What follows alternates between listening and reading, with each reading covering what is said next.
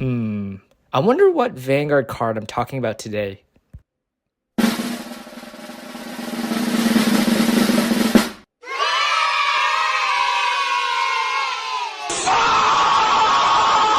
Hi everyone, my name is Corey, and this is Vanguard Lore. Today we'll be talking about a card known as Stealth Dragon Fushimachi Madoka. This card came out in 2021 in advance of the Intertwined Stars. Its name signified in Japanese as the Undead City, which is pretty cool. But then you have his surname Madoka, and you think,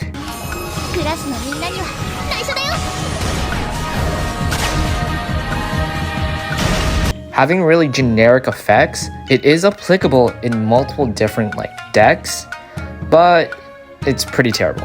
What the fuck is this? This is garbage. It's beautiful. Now, Madoka belongs to a long-standing dragon empire on planet Cray, which is the only nation to keep its name throughout the long passage of time. Nirvana, Eugene, Bavzarga, and Overlord all belong in that same nation.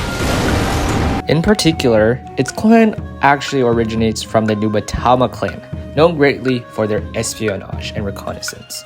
Let's take a closer look at its name, Stealth Dragon. There are quite a few cards that hold that specific name. This includes Akatsuki Hanzo, Kujikiru Kongo, and Genkai. But what's really interesting to see, based on my personal assumptions, it could mean Madoka is possibly affiliated with two widely well-known cards. The first one is Stealth Dragon Shiranui, a major antagonist in the Cardfight Vanguard G anime. Because Shiranui holds that Stealth Dragon title, he does belong to the same Nubatama espionage corps.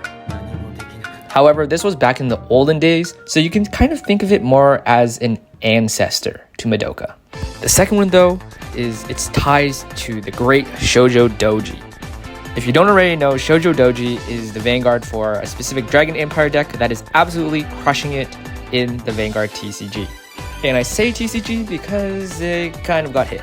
Why you bully me? Well, either way, the first reason why I think he's related to Fushimachi is that all his scales pertain to the word stealth. His support cards are either Stealth Fiends or the Stealth Dragons, which include Unprecedented, Stealth Dragons Tsukuyo Dachi, and Radon Kunai. Okay, let's take a look at its appearance. Of course, if you give him even just a quick look, he's obviously a ninja.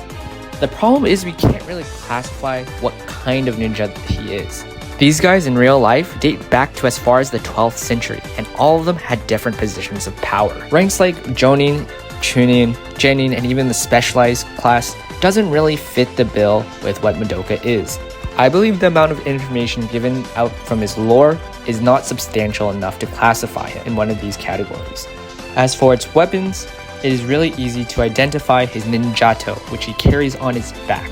This is carried by all ninjas as it's very short and used for direct close combat. His shuriken, though, is very, very fascinating to me. There are two major types of shuriken, and this one belongs to the kurumaken, the wheel type. To be even more detailed, this shuriken is kind of like a mix between a Kobori Ryu Manji and a Kobori Ryu Happo shuriken. All you gotta know is that Happo stands for its 8-pointed sides, and I say Manji because of the way the blades are designed. This is great for versatility, unpredictability, and to create confusion with the weapon's motion.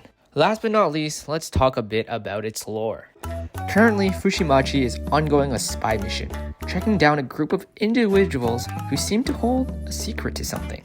He was informed to keep watch and report back on every single detail of the group's movement, but also to protect them. Honestly, it looks like Madoka is there to ensure that there are no civil conflicts that arise into a grander scale, which could destroy the Dragon Empire from within. In this story, it does mention that the people he's spying on is a dark paladin, some dwarves, and a witch. So it does look like it goes into the Vanguard novel, but I won't be expanding on that since I want to cover it in the future when all the chapters are released. This is it for now. Thank you all for watching, and I'll talk to you all later. Bye!